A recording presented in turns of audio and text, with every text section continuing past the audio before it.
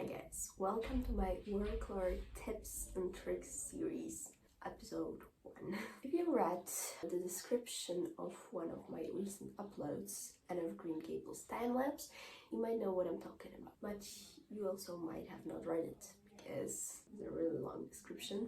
However, today I want to share with you my biggest tip, how to save your painting even when you think it's spoiled for good. Trash. When I was a beginner, I used to think that once you make a mistake in watercolor, especially with dark paint, there is nothing you can do to save it.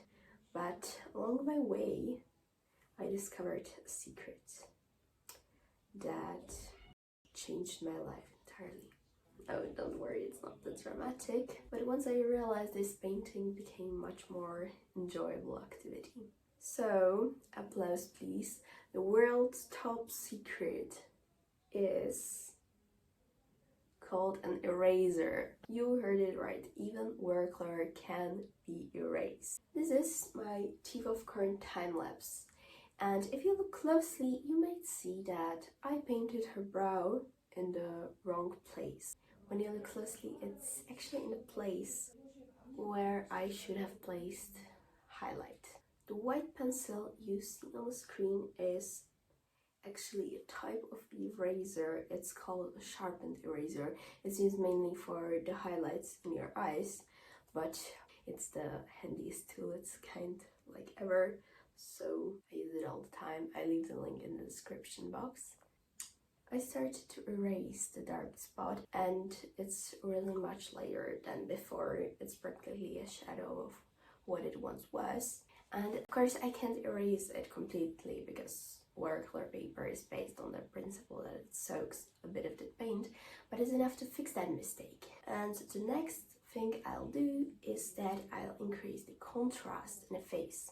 That's just another way how to deal with something painted too dark. I think the main mistake beginners make is that they don't give the painting as much layers as they need to, so it doesn't look three-dimensional. That is, if they have painted everything in the right place. If not, there is always eraser that can redeem you. Sincerely, I wish I knew this sooner, but I think no one ever mentioned it in the tutorials I watched. I'm not sure. I think this works for me mainly because I use only, regular quality watercolor. Expensive watercolor sets have much darker pigments, which can be harder to erase. But yeah, besides being a starving artist, that's another good reason why I don't use some of these expensive products.